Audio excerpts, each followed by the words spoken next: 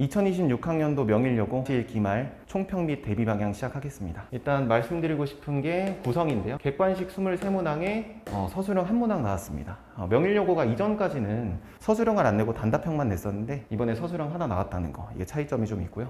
이번에 명일여고가 원래도 뭐 그랬지만 기본 문제가 안 나왔어요. 그래도 이전엔 기본 문제가 한 두세 개라도 나왔었는데 조금은 생각해 볼 만한 문제가 3문항, 그리고 난도 중이 15문항, 그 다음에 중상이 6문항 나왔습니다. 아주 어려운 문제도 안 나왔다는 거. 그 다음에 출처인데요. 일단 명일여고에선 따로 프린트가 나가지 않아요. 그래서 학교에선 교과서만 다루는데 교과서랑 그 다음에 우리 학원 자체 교재예요. 스포일러서 나왔고, 그리고 이번에는 연합평가라고 해가지고 내신 들어가기 전에 아이들 모의고사로 보는 시험이 있는데 거기에서도 적중된 문제가 조금 있습니다. 21개가 여기서 나왔고요. 그래서 퍼센티지로 말씀드리면 87.5%. 그 다음에 외부 문항에서도 출제가 됐는데요. 여기서 외부 문항이라고 얘기를 해봤자 다 모의고사입니다. 이 모의고사 문제가 24개 중에 3개, 그 다음에 퍼센티지로 따지면 5%예요. 그래서 이런 식으로 출제가 됐는데 전반적인 난도에 대해서 말씀드리면 중상이라고 말씀드리고 싶습니다. 그 이유가 뭐냐면 일단 첫 번째, 문항수가 많아요. 다른 학교 같은 경우에는 적게 나오면 20개, 많게 나와도 22개 선에서 끊기는데 명일여고 같은 경우에는 24문항이나 나왔기 때문에 좀 문항수에서 아이들이 시간적인 촉박함을 느꼈을 가능성이 크고요. 그 다음에 기본 문제가 거의 출제되지 않았다고 말씀을 드렸죠. 그래서 이 두 가지 요인으로 아이들이 이 시험이 좀 어렵게 느껴지지 않았나 생각이 듭니다. 그리고 그 중에서도 어떤 문제들이 좀 변별력이 있었냐, 그 문항을 좀 말씀드리면 이렇게 변별력이 있다고 말씀을 드리고 싶은데 이 중에서도 좀 특별히 말씀드리고 싶은 문제가 3개가 있습니다. 15번이나 22번이나 23번은 어렵기는 하나 모의고사에서 나왔던 거고, 그리고 모의고사에서 나왔을 뿐만 아니라 다른 학교에서도 많이 출제가 됐던, 비슷하게 출제가 됐던 문항이어서 아이들이 좀 익숙할 법하지만 8번 같은 경우에는 점화식 문제거든요. 점화식 문제인데 이제 교육과정이 바뀌면서 이런 형태의 점화식에선 일반항을 요구하지 않아요. 보통은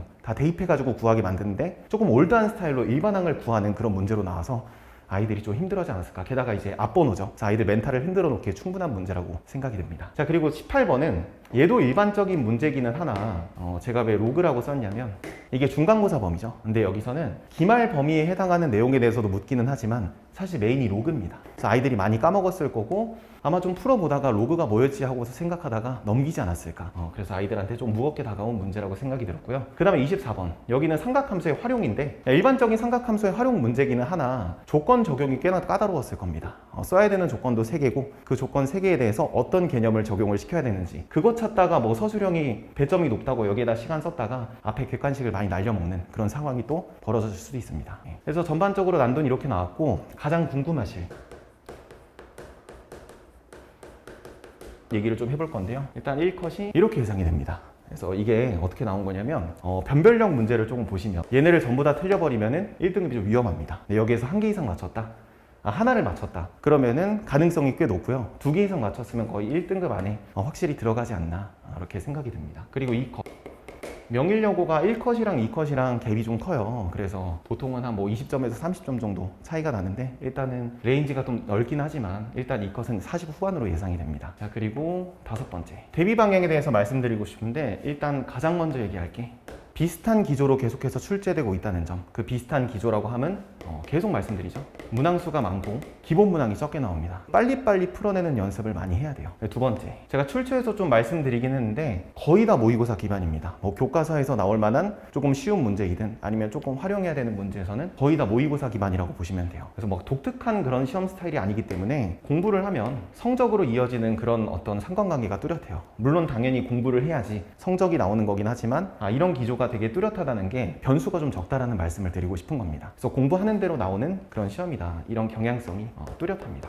자, 그래서 대비를 어떻게 해야 되냐, 익숙한 문항을 많이 만들어야 되겠죠. 폭넓게 공부를 해가지고 특히 모의고사 그래서 익숙한 문항들을 되게 많이 만들어야 되고, 근데 익숙한 문항을 만들었다고 해봤자 이거 절대 그 문제들을 해설지대로 풀면 안 됩니다. 시간이 너무 모자라요. 그래서 계산을 줄이고 그 다음에 깔끔한 풀이가 필요해요.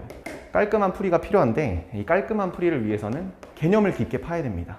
개념을 깊게 판다는 게 뭐냐면 어떤 뭉탱이 개념을 나열하듯이 외우지 말고 어떤 개념을 활용해가지고 조금 우리 그 엑셀 할 때 단축키 있죠? 그 단축키처럼 어떻게 그 풀이들을 적용시킬지 이런 것들을 잘 해야 명일여고에서는 흔들림 없이 1등급을 맞을 수 있는 그런 시험입니다. 이 개념에 대해서 좀 말씀을 더 드리면 이제 우리가 2학기 때 미적분으로 들어가잖아요. 근데 이게 단원마다 미적분이 아니라 예를 들어서 대수 같은 경우에 개념을 엄청나게 파도 풀이 속도가 크게 차이 나지 않는 그런 단원도 있는데 미적분은 다릅니다. 개념을 열심히 파면은 풀이 속도가 차원이 달라져요. 그래서 이쪽 단원으로 들어가면 잘하는 친구랑 못하는 친구랑 어떤 쓰는 시간 자체가 시험 시간에서 문제 푸는데 쓰는 시간 자체가 이제 확연하게 차이가 납니다. 그래서 이런 부분들을 강조드리고 싶고 2학기 때도 이런 기조에 맞춰서 같이 공부해 봤으면 좋겠습니다. 감사합니다.